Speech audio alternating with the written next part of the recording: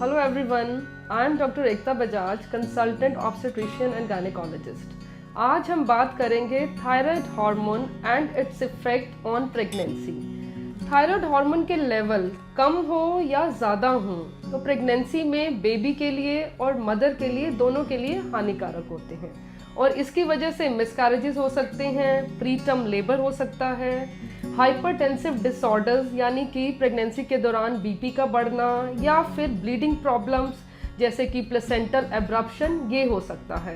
And babies में भी problems हो सकती हैं जैसे कि लो आईक्यू, मेंटल रिटार्डेशन एंड और इसके अलावा न्यूरोसाइकोलॉजिकल डेवलपमेंट में भी डिले हो सकता है।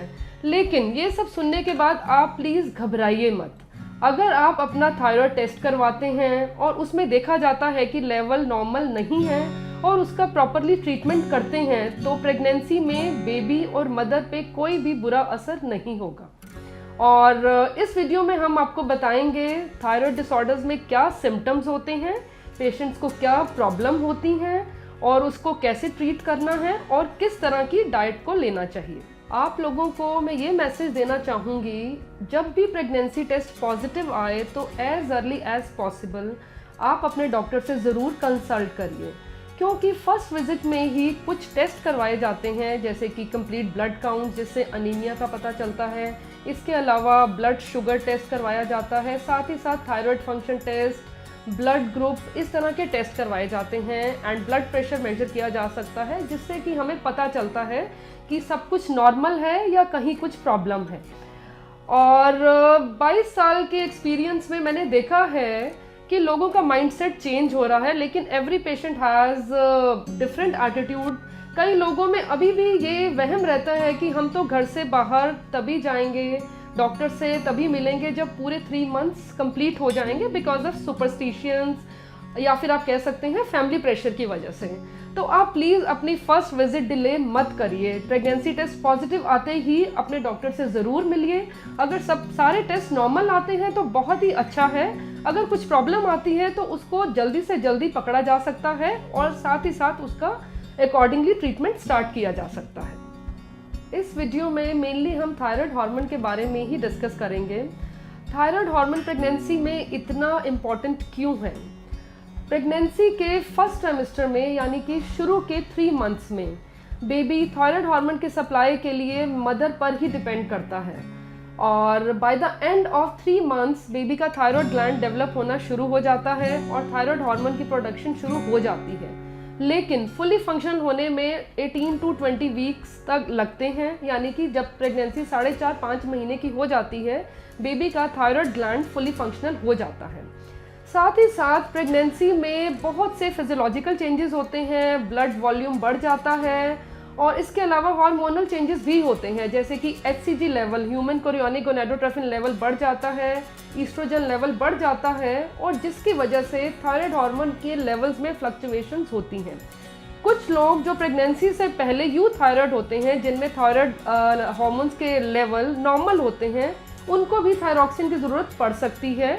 और कुछ लोग जो पहले से ही हाइपोथायराइड हैं और थायरॉक्सिन ले रहे हैं उनमें इस हार्मोन की ज़रूरत बढ़ सकती है और डोज एडजस्टमेंट्स और मोस्टली डोज बढ़ाने की ज़रूरत पड़ सकती है। और दिस इज़ द रीज़न कि प्रेगनेंसी में फर्स्ट विजिट पे ही हम थायराइड फंक्शन टेस्ट करवाते हैं और TSH थायराइड स्टिमुलेटिंग हार्मोन के लेवल के अकॉर्डिंग डोज एडजस्टमेंट करते हैं और एवरी 4 to 6 ये टेस्ट करवाना बहुत ही ज़रूरी है ताकि डोज को अकॉर्डिंगली टाइट्रेट किया जा सके और थायराइड लेवल नॉर्मल मेंटेन किए जा सके। थायराइड डिसऑर्डर्स 2 प्रकार के होते हैं, hypo and hyper. Hypothyroidism is more common as compare to hyperthyroidism. Hypothyroidism में T3 एंड T4 लेवल्स कम हो जाते हैं and TSH thyroid stimulating hormone के लेवल बढ़ जाते हैं और हाइपरथायराइडिज्म में T3 T4 लेवल बढ़ जाते हैं एंड TSH लेवल लो हो जाते हैं। एंड हाइपरथायराइडिज्म बहुत कॉमन नहीं है और ये रेयरली ही प्रेगनेंसी में देखा जाता है। पहले हम बात करेंगे हाइपरथायराइडिज्म के बारे में। सिम्टम्स ऑफ हाइपोथायराइडिज्म को प्रेगनेंसी के सिम्टम्स से कंफ्यूज किया जा सकता है क्योंकि इसमें हार्ट रेट बढ़ जाता है, पैल्पिटेशन होता है, घबराहट होती है, फटीग यानी कि थकान का होना, ये भी होता है जो कि प्रेगनेंसी में नॉर्मली भी होता है।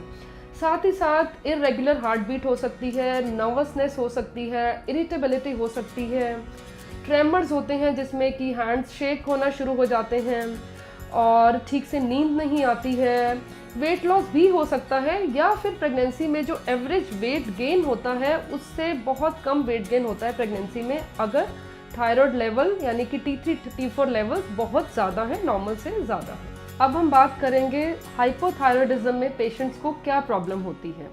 हाइपोथायराइडिज्म और प्रेगनेंसी के सिम्टम्स को भी कंफ्यूज किया जा सकता है, जैसे कि वेट गेन होना, थकान होना, ठंड ज़्यादा लगना, मसल क्रैम्प्स होना, लेग्स में पेन की शिकायत, साथ ही साथ कंसंट्रेट करने में प्रॉब्लम होना, मेमोरी प्रॉब्लम्स, कॉन्स्टिपेशन यानी कि कब्ज़ी की दिक्कत होना, ये सब प्रॉब्लम्स देखी गई हैं। आई होप इस वीडियो से थायराइड और प्रेगनेंसी से जुड़े हुए आपके डाउट्स दूर हुए होंगे। अगर आपके मन में और कोई भी सवाल है तो आप प्लीज़ कमेंट सेक्शन में लिखिए। Thank you so much.